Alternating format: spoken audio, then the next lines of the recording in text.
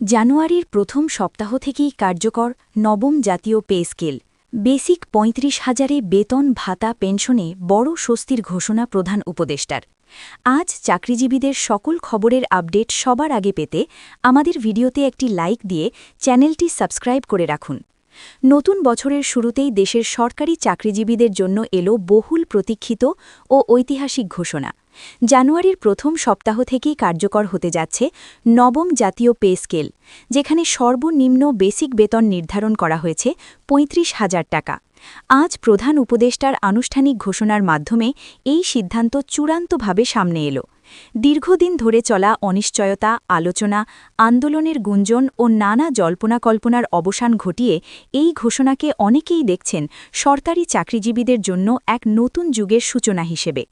দেশের অর্থনৈতিক বাস্তবতা, মূল্যস্ফীতির চাপ এবং সাধারণ মানুষের জীবনযাত্রার ব্যয় বিবেচনায় নিয়ে এই পে স্কেল প্রণয়ন করা হয়েছে বলে জানিয়েছেন প্রধান উপদেষ্টা। তিনি বলেন, সরকারি কর্মচারীরা রাষ্ট্রের মেরুদণ্ড। প্রশাসন থেকে শুরু করে মাঠ পর্যায় পর্যন্ত রাষ্ট্রযন্ত্র সচল রাখতে যারা দিনরাত কাজ করে যাচ্ছেন, তাদের ন্যায্য প্রাপ্য নিশ্চিত করা সরকারের নৈতিক দায়িত্ব। সেই দায়িত্ববোধ থেকেই নবম জাতীয় পে স্কেলের এই কাঠামো নির্ধারণ করা হয়েছে। নতুন পে স্কেলের সবচেয়ে আলোচিত বিষয় হল বেসিক বেতনের আমূল পরিবর্তন। এতদিন সর্বনিম্ন বেতন যে পর্যায়ে ছিল তা বর্তমান বাজার মূল্যের সঙ্গে একেবারেই সামঞ্জস্যপূর্ণ ছিল না।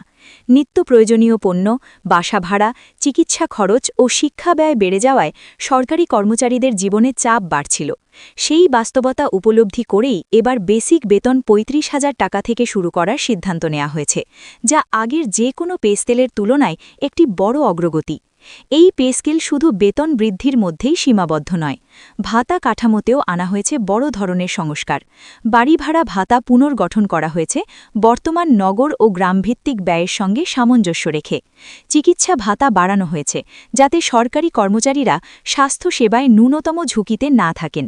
যাতায়াত ভাতা, শিক্ষা সহায়তা ভাতা এবং বিশেষ দায়িত্ব ভাতাও নতুন করে সমন্বয় করা হয়েছে।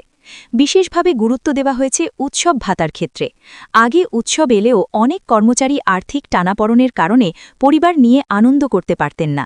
নতুন পে স্কেলে উৎসব ভাতার পরিমাণ বাড়ানো হয়েছে যাতে সরকারি কর্মচারীরাও স্বাভাবিকভাবে উৎসবের আনন্দ ভাগ করে নিতে পারেন। এটি শুধু আর্থিক সুবিধা নয়, বরং সামাজিক মর্যাদা ও মানসিক স্বস্তির বিষয় হিসেবেও দেখা হচ্ছে। নবম জাতীয় পে স্কেলের আরেকটি গুরুত্বপূর্ণ দিক হল পেনশন ব্যবস্থা।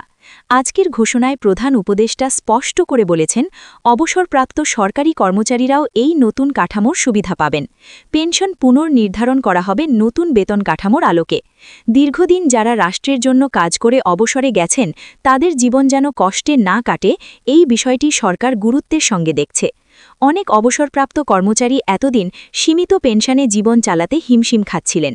চিকিৎসা ও নিত্য প্রয়োজনীয় খরচ মেটানো ছিল কঠিন। নতুন পে স্কেলের আওতায় পেনশন সমন্বয় হওয়ায় তাদের মধ্যেও স্বস্তির বার্তা পৌঁছেছে। অনেকেই এই ঘোষণাকে অবসরপ্রাপ্তদের প্রতি রাষ্ট্রের সম্মান প্রদর্শনের একটি উদাহরণ হিসেবে দেখছেন। এই সিদ্ধান্ত নেওয়ার পেছনে ছিল একাধিক উচ্চপর্যায়ের বৈঠক ও দীর্ঘ আলোচনা।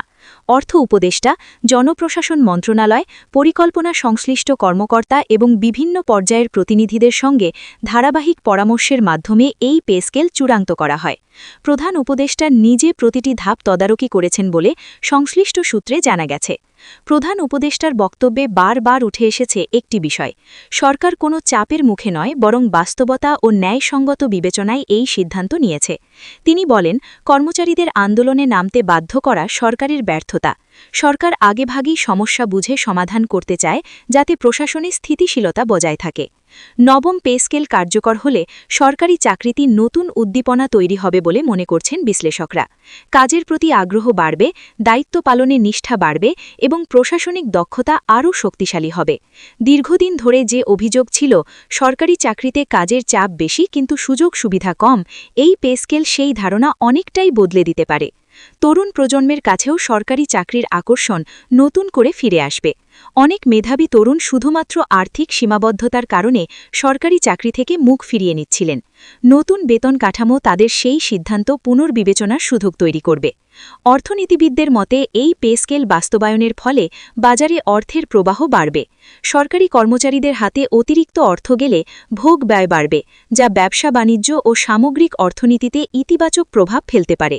তবে একই সঙ্গে সরকারকে মূল্যস্ফীতি নিয়ন্ত্রণে সচেতন থাকতে হবে বলেও তারা মত দিয়েছেন। বাস্তবায়ন প্রক্রিয়া নিয়েও আজ স্পষ্ট নির্দেশনা দেওয়া হয়েছে।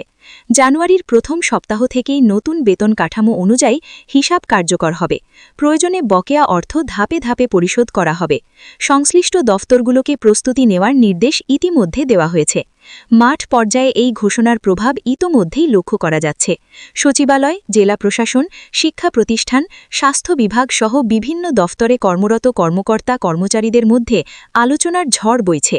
অনেকেই বলছেন দীর্ঘদিন পর তারা সত্যিকারের স্বস্তির খবর পেলেন। সব মিলিয়ে নবম জাতীয় পে স্কেল শুধু একটি বেতন কাঠামো নয়, এটি সরকারি চাকরিজীবীদের জীবনমান উন্নয়নের একটি বড় পদক্ষেপ। এটি প্রশাসনিক স্থিতিশীলতা, সামাজিক সম্মান এবং অর্থনৈতিক ভারসাম্য রক্ষায় গুরুত্বপূর্ণ ভূমিকা রাখবে। শেষ পর্যন্ত বলা যায়, প্রধান উপদেষ্টার আজকের ঘোষণার মাধ্যমে স্পষ্ট হয়েছে, সরকার শুধু আশ্বাসে নয় বরং বাস্তব সিদ্ধান্তের মাধ্যমেই সরকারি চাকরিজীবীদের পাশে থাকতে চায়। জানুয়ারির প্রথম সপ্তাহ থেকেই শুরু হচ্ছে সেই নতুন অধ্যায়, যেখানে বেতন, ভাতা ও পেনশনে মিলবে বাস্তব স্বস্তি, আর নবম জাতীয় পে স্কেল হয়ে উঠবে সরকারি চাকরিজীবীদের জন্য এক নতুন আশার নাম।